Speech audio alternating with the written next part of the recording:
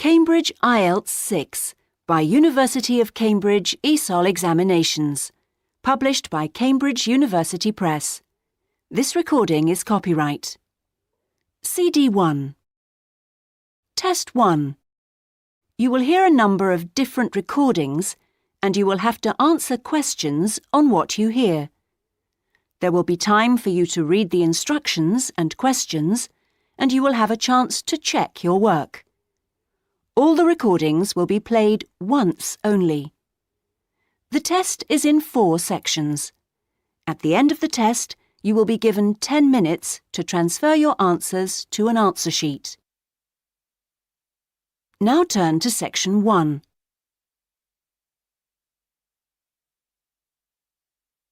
Section 1. You will hear a man telephoning a sports club to ask about membership and facilities. First, you have some time to look at questions 1 to 4.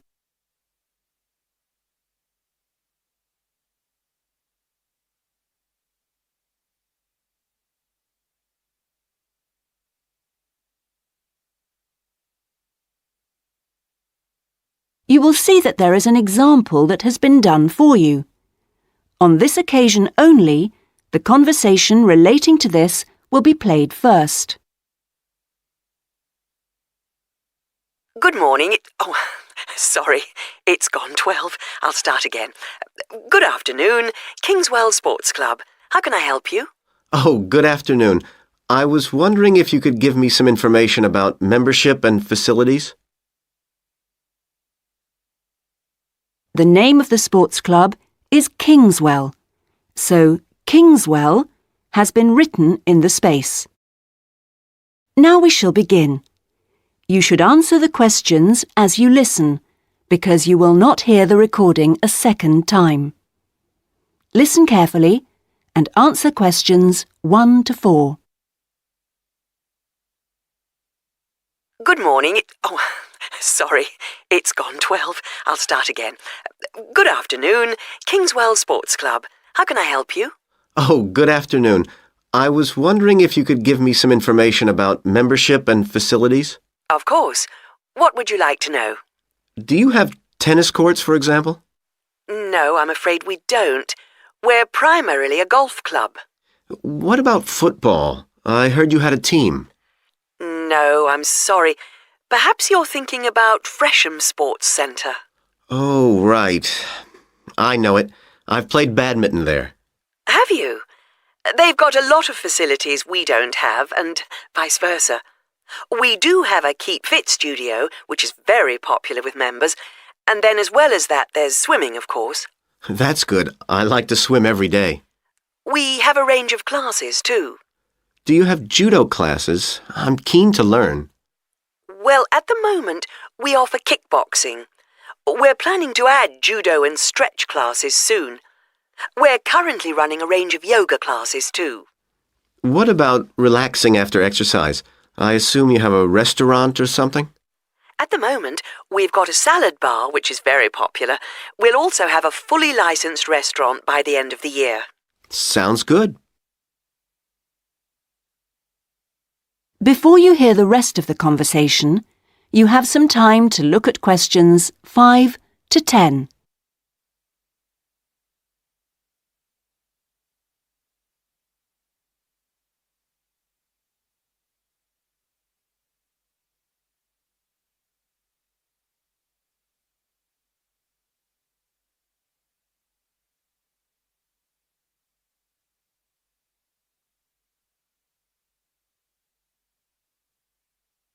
Now listen and answer questions 5 to 10. What kind of membership are you interested in? Not really sure. What are the options? Well, there are 3 different membership schemes. I see. What's the difference? Well, the first one's called Gold, and you can use all the facilities at any time of the day or week. You can also join in as many classes as you like for free. That sounds good. Is it very expensive? Well, you pay a £250 joining fee, and then it's £450. Oh, no, I'm I'm sorry. It's just gone up by £50. Sorry about that. It's now £500 for the annual subscription fee. Right, got that. And what's the next type? Well, that's silver. It's the same as gold, except you have to pay a small fee of £1 per lesson for any you do, and you can only use the centre at certain times. I see. So when exactly? You can only use the facilities between 10 a.m. and 4:30 p.m. So I couldn't use the pool at 8 in the morning or evening then? That's right. Okay, and the price for that? Is the joining fee the same as for gold? Actually, it's slightly less than the £250. It's £225. But the annual fee is only £300. Does that sound more like what you want? Well, it's still rather more expensive than I thought. I'm a student here in England, and I'm only here for 6 months. Ah, then the bronze scheme would probably suit you best. How is that different? Well, some of the facilities have restricted use. And do I have to pay for classes? Yes, it's £3 for each class you join. I see. And what are the hours then? Between 10:30 and 3:30 weekdays only, and you pay a £50 joining fee. The annual fee is £180.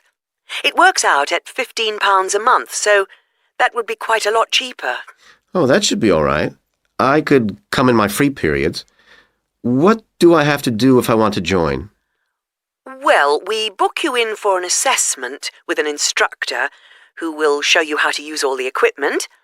If you want to organise a trial session and look around the centre, you'll need to speak to David Kinchley.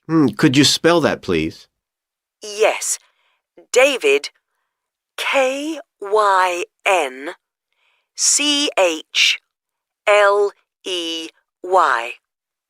I'll give you his direct line number.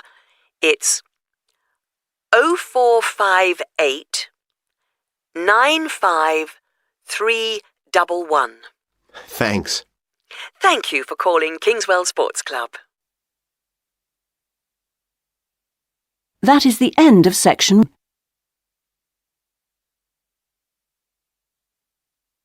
Section 2. You will hear a local radio broadcast about the Rivenden City Theatre. First, you have some time to look at questions 11 to 16.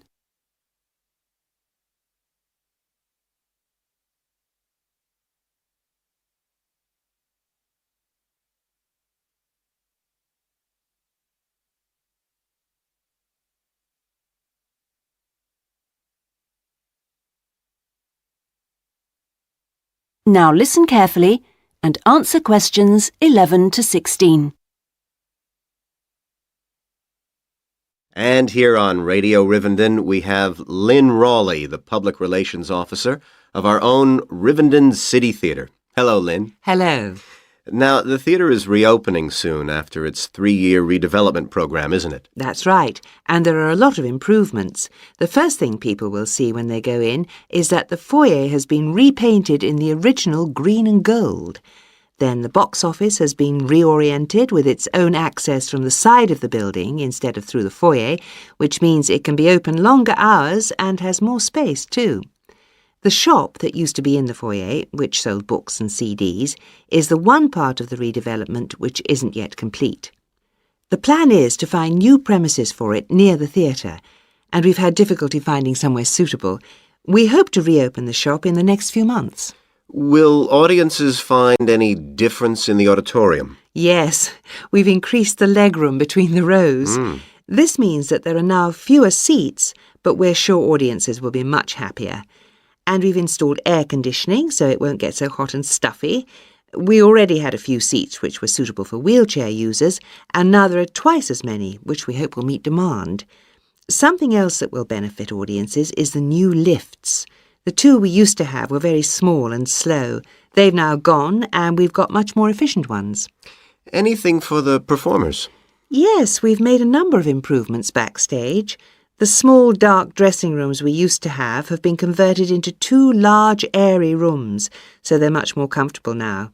and the state-of-the-art electronic sound and lighting systems have been installed. Before you hear the rest of the talk, you have some time to look at questions 17 to 20.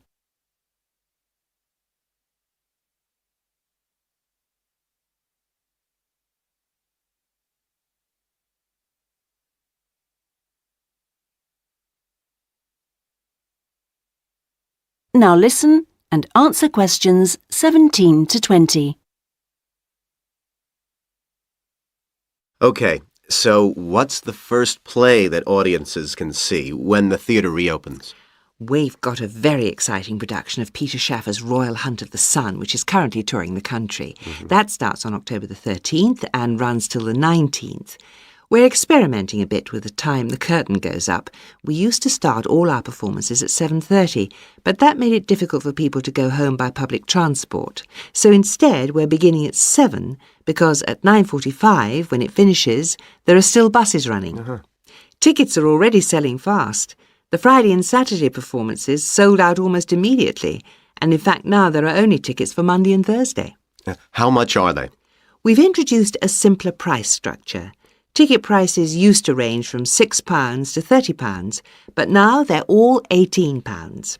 They're available from the box office, in person, by phone, fax or post, or online. Okay, Lynn, now if you'd like to give the contact details for the theatre so that our listeners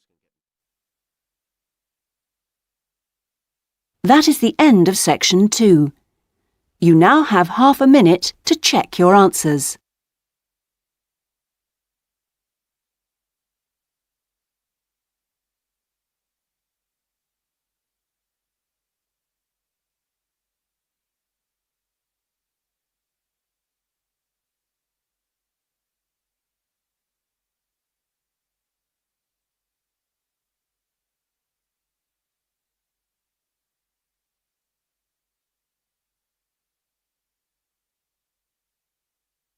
Now turn to section 3.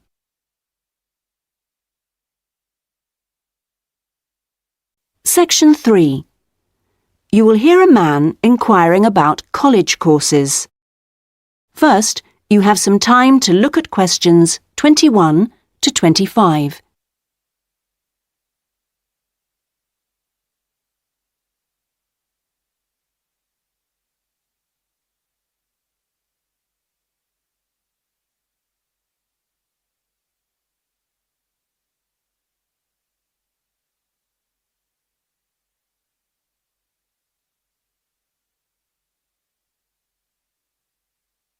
Now listen carefully and answer questions 21 to 25.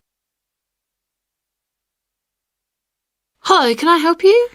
I was told to come here because I'd like to talk to someone about taking a management course. Right, I'm one of the tutors, so I should be able to help you. Oh, good. My name's Brian Ardley. I've decided to enrol on a part-time management course. A friend of mine took one last year and recommended it to me. Right. Is there anything I should do before the course, like reading or anything? We prefer to integrate reading with the course, so we don't give out a reading list in advance. But we like people to write a case study describing an organisation they know. I've already done that, as my friend told me you wanted one. But would it be possible to sit in on a teaching session to see what it's like? I haven't been a student for quite a while. Fine. Just let me know which date and I'll arrange it with the tutor. Now, could I ask you about the college facilities, please? Anything in particular? Well, the course is 1 day a week, all day, isn't it? So presumably it's possible to buy food. Yes, the refectory's open all day. Does it cater for special diets? I have some food allergies. Provided you warn the refectory in advance, it won't be a problem. Good. What about facilities for young children? I'd like to bring my daughter here while I'm studying. How old is she? 3. Then she's eligible to join the nursery, which is supervised by a qualified nursery nurse. The waiting list for a place is quite long, though, so you ought to apply now. OK. I don't know if our careers advice service would be of any interest to you. Yes, it might help me decide how to develop my career after the course. The centre has a lot of reference materials and staff qualified to give guidance on a one-to-one basis. I noticed a fitness centre next to the college. Is that for students? It's open to everyone, but students pay an annual fee that's much less than the general public pay. And presumably the college library stocks newspapers and journals as well as books. Yes, and there's also an audio-visual room for viewing and listening to videos, cassettes and so on. Is there also access to computers? Yes, your tutor will need to arrange with the technical support team for you to get a password, so ask him or her about it when you start the course. OK. Before you hear the rest of the conversation, you have some time to look at questions 26 to 30.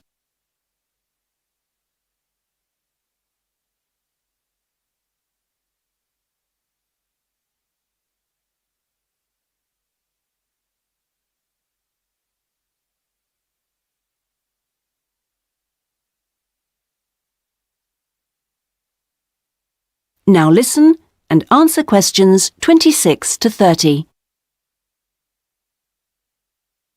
By the way, do you know about our business centre? No, what's that? It's a training resource, a collection of materials for people to study on their own or use in their own organisations. Uh-huh. You mean books and videos? Yes, and manuals for self-study, plus a lot of computer-based materials so people can work through them at their own speed and repeat anything they aren't sure about. And you can hire laptops to use in your own home or workplace, as well as printers that you can take away. Does it have anything that I could use to improve my study skills? I don't have much idea about report writing, and I'm sure I'll need it on the course. Oh, yes, there's plenty of useful material. Just ask one of the staff. Does the centre cover all the main areas of business? Yes, topics like finance and, of course, marketing, that's a popular one. Local managers seem to queue up to borrow the videos. So it isn't just for students then? No, it's for members only, but anyone can join. How much does it cost? £100 a year for a company and £50 for an individual, with no discount for students, I'm afraid. Well, that's very helpful. Well, I think that's all. I'd better go home and fill in the enrolment form. Thanks for all your help. You're welcome. Goodbye. Goodbye. That is the end of section 3. You now have half a minute to check your answers.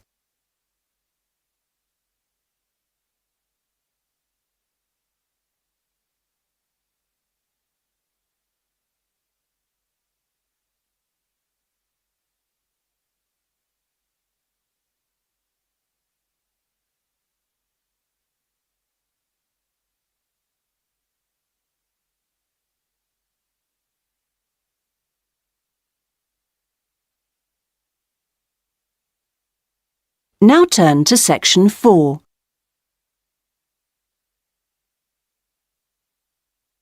Section 4. You will hear a talk on a social history of the East End of London. First, you have some time to look at questions 31 to 40.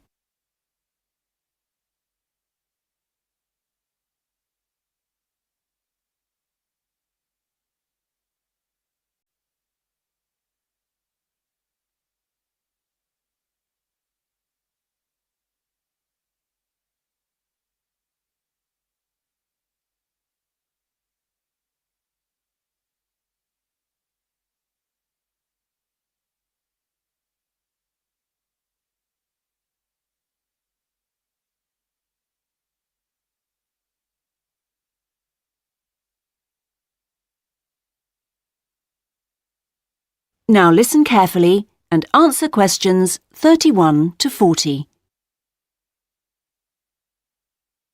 In the last few weeks, we've been looking at various aspects of the social history of London. And this morning, we're continuing with a look at life in the area called the East End. I'll start with a brief history of the district and then focus on life in the first half of the 20th century. Back in the 1st to the 4th centuries AD, when the Romans controlled England, London grew into a town of 45,000 people, and what's now the East End, the area by the River Thames and along the road heading north-east from London to the coast, consisted of farmland with crops and livestock, which helped to feed that population. The Romans left in 410, at the beginning of the 5th century, and from then onwards, the country suffered a series of invasions by tribes from present-day Germany and Denmark, the Angles, Saxons and Jutes, many of whom settled in the East End. The technology they introduced meant that metal and leather goods were produced there for the first time. And as the East End was by the river, ships could transport goods between there and foreign markets. In the 11th century, in 1066 to be precise, the Normans conquered England, and during the next few centuries London became one of the most powerful and prosperous cities in Europe. The East End benefited from this, and because there were fewer restrictions there than in the city itself, plenty of newcomers settled there from abroad, bringing their skills as workers, merchants or moneylenders during the next few hundred years. In the 16th century, the first dock was dug, where ships were constructed, eventually making the East End the focus of massive international trade. And in the late 16th century, when much of the rest of England was suffering economically, a lot of agricultural workers came to the East End to look for alternative work. In the 17th century, the East End was still a series of separate, semi-rural settlements. There was a shortage of accommodation, so marshland was drained and built on to house the large numbers of people now living there. By the 19th century, London was the busiest port in the world, and this became the main source of employment in the East End. Those who could afford to live in more pleasant surroundings moved out, and the area became one where the vast majority of people lived in extreme poverty and suffered from appalling sanitary conditions.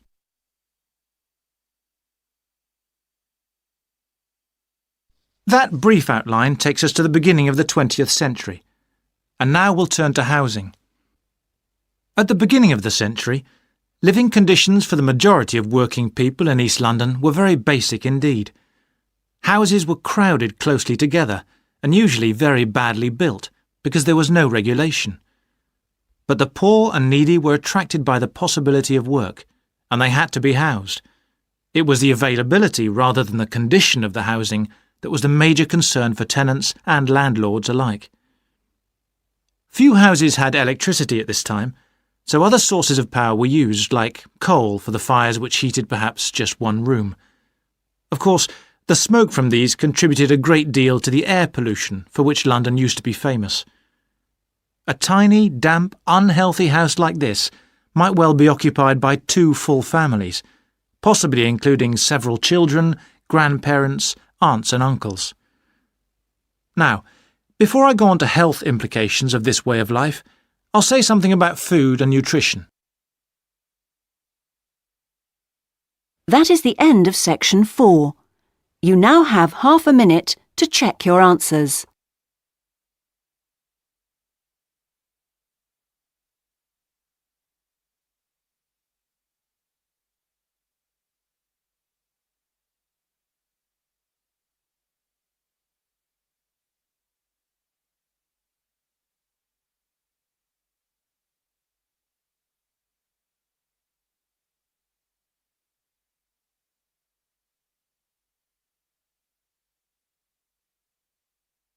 That is the end of the listening test.